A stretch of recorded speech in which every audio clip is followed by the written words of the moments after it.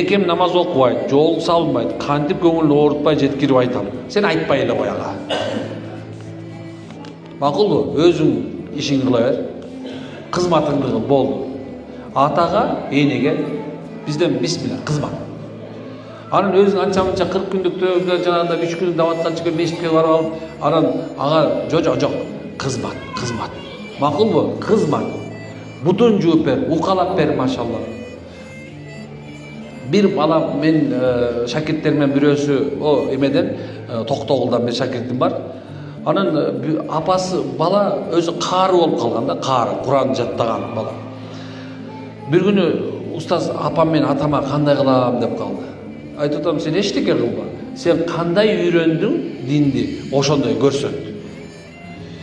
Allah Taala көрүп турат го, машалла. 3 айдан кийин апасы кадимде жолса атасы мешитке сакал коюп калган. Biz musulmanlar ушуну этебиз да, көбүнчөсү башка адамдын кемчилигин көрүп көнгөнбүз, бирок өзүбүздүн кемчилигибизди оңдобойбуз да. Мен айтам да, мына диндарлар өзүңөрдүн кемчилигиңерди оңдогула. Макулбу? Анан жакшынакай кызмат кылгыла. Апа мен атага сүйлөшпөгүлө, тийишпегиле. Атага мен апанын ортосунда кийлигишпегиле. Ал урушат, мушташат, таарынышат. Анан бир аздан кийин кел чай ичип отуруп алышат. О жана мектептеги балдар деле ушундай го.